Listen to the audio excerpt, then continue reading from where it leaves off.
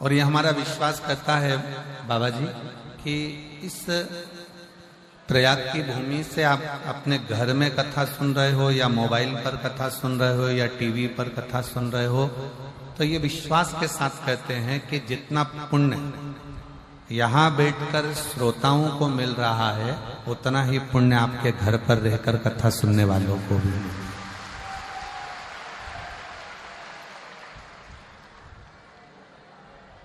बस एक नियम, हम कहीं पर भी शिव महापुराण में कोई नियम नहीं देते, क्योंकि आप स्वयं नियम में रहते हो, नियम से चलते हो और नियम से कार्य करते हो।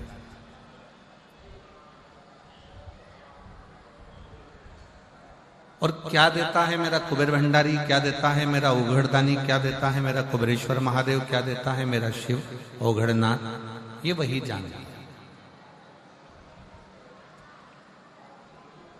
गंगा यमुना सरस्वती का त्रिवेणी का संगम, माँ की गोद में बैठकर ये कथा सुनना, कथा श्रवण करना, और माता की गोद में बैठकर एक आनंद की अनुभूति करना। पर साथ में एक नियम इस शिव महापुराण की कथा से हमको लेना, वो भी बस केवल यही का है। नियम ये लेना है कि हम माँ गंगा जी का स्नान करें, माँ यमुना जी का स्नान करें, माँ सरस्वती का स्नान करें, या हम ये शिव महापुराण की गंगा का स्नान करें, पर स्थान को पवित्र बनाने का प्रयास करें। ये नियम हमारे अंदर हो कि हमारे जहां हम कथा सुन रहे हैं या जिस प्रांगण में रह रहे हैं या घाट पर स्नान करने जा रहे हैं या कथा मंडप में पहुंचे हैं, तो वो स्थान पवित्र, उसको स्वच्छ बनाओ, उसको गंदा नहीं बनाना। ना जाने कौन कौन नया नया नियम बना जाता है कि आप तीर्थ में स्नान करने जाओ तो अपने कपड़े छोड़कर आ जाओ। मुझे तो आज तक वो महाराज नहीं मिला जिसने बोला हो कि नहाने जाओ तो अपना तन का कपड़ा घाट पर छोड़कर आओ। आज तक ऐसा महाराज मिलना चाहिए था जो कह देता कि तन में डली हुई सोने की चेन घाट पर छोड़ के आओ तो बात चल जाता, पर कपड़ा छोड़ना कहाँ से। घाट पर लोग स्नान करने जाते हैं, इतने सारे तन के कपड़े छोड़ जाते हैं, इतने सारे वस्त्र छोड़ जाते हैं। जो नहाने जाता है वो आपके वस्त्र को लांग कर जाता है। अब उस व्यक्ति को यह नहीं मालूम कि अपने तन का कपड़ा, अपने तन का वस्त्र क्यों। आप लोगों को मालूम होगा कि आप अपने घर में वस्त्र सुखाते हो तो उस वस्त्र को तार पर डालते, डोरी पर डालते, किसी क्यारी पर डाल देते, पर उसको जमीन पर नहीं डालते, क्योंकि हमारे कपड़े अगर कोई लांग कर जाएगा तो बीमारियां हमको घेरती जाएगी। किसको बीमारियां घेरेगी? जो लांगा है उसको नहीं, जिसका वस्त्र है उसको। अब वो अंदाजा तो लोगों को रहता नहीं है। बस बड़ी पवित्र स्नान करने के लिए माँ छिपरा की गोद में गए, माँ नर्मदा जी की गोद में गए, माँ गंगा जी की गोद में गए, माँ यमुना जी की गोद में गए।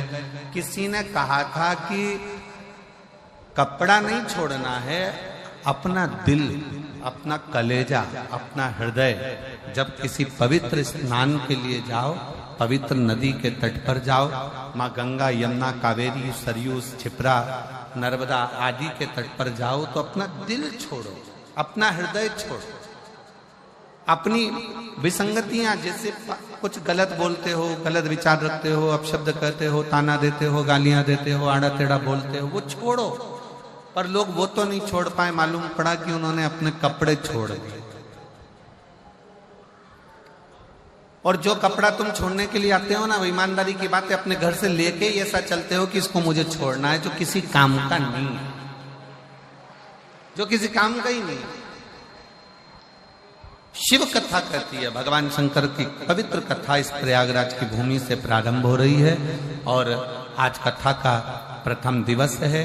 कथा थोड़ी लेट हुई है, जिसमें हमारे संगीत वाले तो अभी तक यहाँ नहीं पहुँच पाए हैं, और एक और बहुत अच्छा लगा, संगीत वालों की जगह तुमने साथ दे दिया, आप लोगों ने साथ दिया।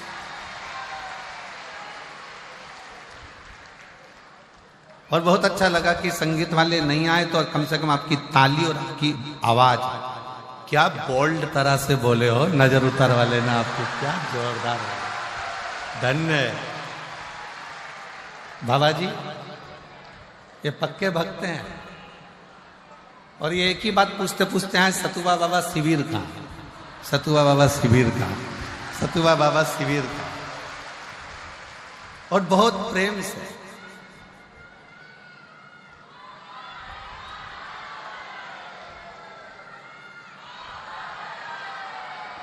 बहुत बोल हर हर महा, सारी समस्या का हल,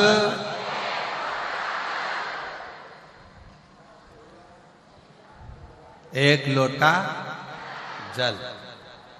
शिव कथा कर रहे, बहुत दिल से सुनना।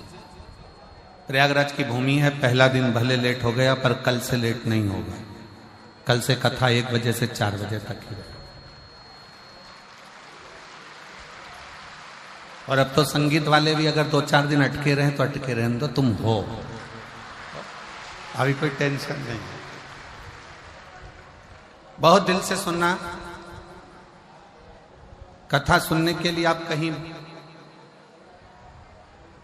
किसी अन्य जगह पर नहीं गए हो कथा सुनने के लिए। जैसे काशी की कथा सुनी थी तो मेरे बाबा विश्वनाथ भोलेनाथ की गोद में बैठकर अपने बाप के घर में सुनी थी, और अब की बार जो कथा सुन रहे हो वो अपनी माँ की गोद में बैठकर सुन रहे हो।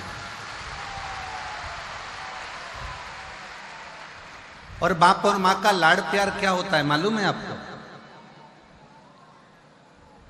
माता और पिता का लाड़ प्यार क्या है? पिता की गोद में बैठकर कथा सुनी तो कितनी शीतलता थी, थोड़ी ठंडकता थी, खूब आनंद था। पर माता कैसी होती है, माता की गोद कैसी होती है? माँ थोड़ी देर में तो प्रेम करती और थोड़ी देर में क्रोध करती है। इसलिए प्रयागराज का मौसम भी ऐसा ही है, रात को ठंड लगेगी, सुबह ठंड लगेगी, दिन में गर्मी लगेगी, क्योंकि माँ है ना यहाँ। माता का भाव ही ऐसा होता है, थोड़ी देर में नम्रता है, थोड़ी देर में प्रेम करेगी, थोड़ी देर में क्रोध करेगी। कहाँ गया था, कहाँ चले गया था, क्यों गया था, इधर आओ, आओ बैठो, कहाँ गए थे। तो बस आप ये सोचकर कथा सुनो कि मेरी माँ के पास में बैठकर कथा सुन रहे, कथा का लाभ। और जिस कामना से आप कथा श्रवण करने के लिए आए, जिस भाव से आए हो, जिस दिल से आए हो, जिस हृदय से आए, केवल मां गंगा का जल भरकर नहीं ले जाओगे। ये हमारा विश्वास कहता है कि जिस कामना से आए हो वो कामना भी पूरी कर कर यहां से जाओ, पूरी कामना।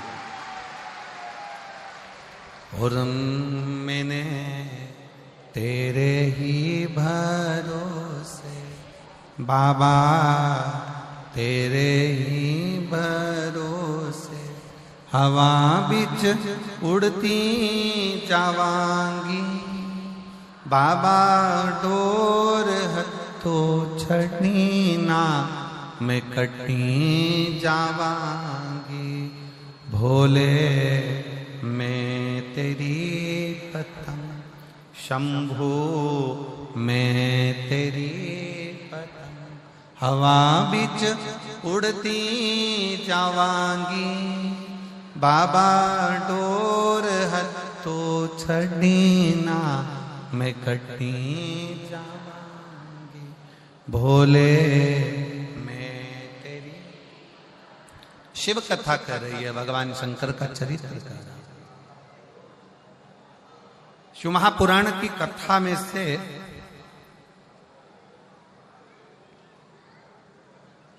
इन 12 खंडों में से, संहिताओं में से एक शब्द भी अगर हम हमारे जीवन में उतार लेते हैं तो शिव को मिलने में देरी। अच्छा, कई लोग कहते हैं कि गुरुजी शिव क्या अपने असली स्वरूप में मिल सकता है?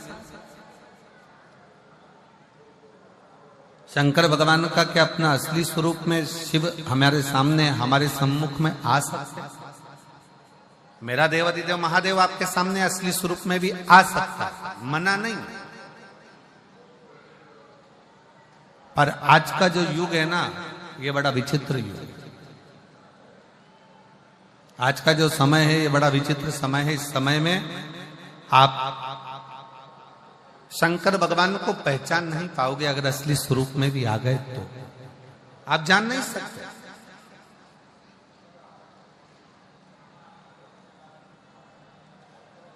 शिव अगर सत्यता के सम्मुख में सामने आकर प्रकट भी हो जाए, सामने आकर खड़े भी हो जाए, तो आप उसको पहचान नहीं पाओगे। आपके मन में आएगा, हो सकता है कोई बहरूपिया, हो सकता है कोई तिलक लगाया, हो सकता है कोई ने वेश बनाया, हो सकता है कोई स्वरूप धर कर आ गया। आप शिव को पहचानोगे तो शिव सामने कभी नहीं आते। आप सबके स्मरण में होगा, एक बार लंका का राजा रावण भगवान शंकर को ढूंढने के लिए निकले।